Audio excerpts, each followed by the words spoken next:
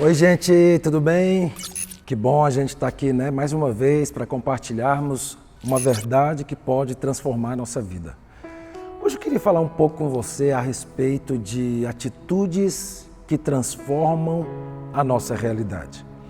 Eu acredito que nós trabalhamos, junto com o Espírito Santo. O Espírito Santo está sempre nos ensinando, sempre falando, sempre nos mostrando caminhos, direções que de fato podem nos levar a um contexto de vida que vai trazer sobre nós um tempo de paz, um tempo de vitória, um tempo de crescimento e de prosperidade. A gente precisava pensar como é que isso pode ser possível. Existe alguma coisa que seria importante eu fazer para que isso pudesse se tornar realidade? Eu acredito, olhando para a palavra de Deus, que existem algumas coisas muito importantes que talvez para nós vai ser como um divisor de águas.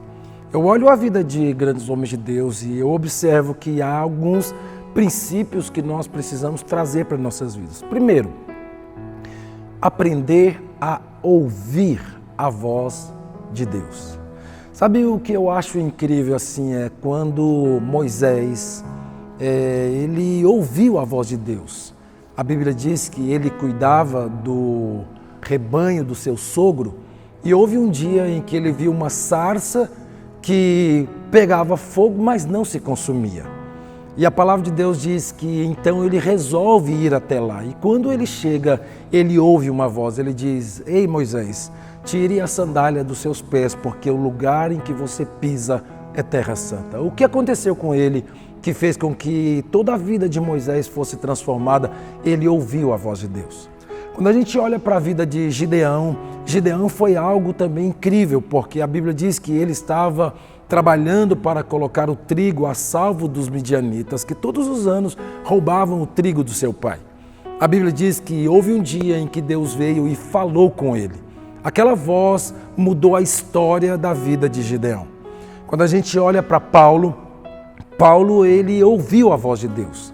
A Bíblia diz que ele estava em caminho para Damasco e no meio do caminho uma luz brilhou subitamente diante dele. E a Bíblia diz que ele caiu com o rosto em terra e ele faz uma pergunta: "Quem és tu?" E então ele ouve uma voz: "Eu sou Jesus a quem você persegue." O que esses homens de Deus, todos eles viveram? Eles viveram o princípio de ouvir. Nós precisamos aprender a ouvir a voz de Deus. Se há uma coisa que vai fazer uma grande diferença na nossa vida, é quando nós ouvimos a voz do Senhor. Por quê? Porque a voz do Senhor, ela tem o poder de afirmar em nós aquilo que nós somos e aquilo para o qual nós fomos criados.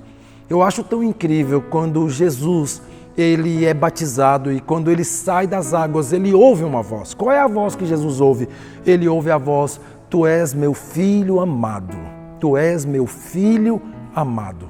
Aquela voz foi determinante porque quando Jesus é levado pelo Espírito ao deserto, a Bíblia diz que depois de 40 dias que ele ficou jejuando, a Bíblia diz que ele está de volta desses 40 dias, a Bíblia diz que ele tem um encontro com o diabo. E é tão incrível porque a primeira coisa que o diabo fala para ele é: "Se você é filho de Deus." O que o diabo queria? Trazer dúvida ao coração de Jesus a respeito da identidade de Jesus e a respeito do que Deus o chamou para ser e viver e fazer através da sua vida. O que é importante? Jesus, ele tinha convicção, ele ouviu uma voz. Moisés, ele ouviu uma voz. Gideão ouviu uma voz. Paulo ouviu uma voz. A grande verdade, queridos, hoje nós precisamos parar de ouvir as vozes que o mundo tem falado ao nosso ouvido. Essas vozes muitas vezes nos perturbam.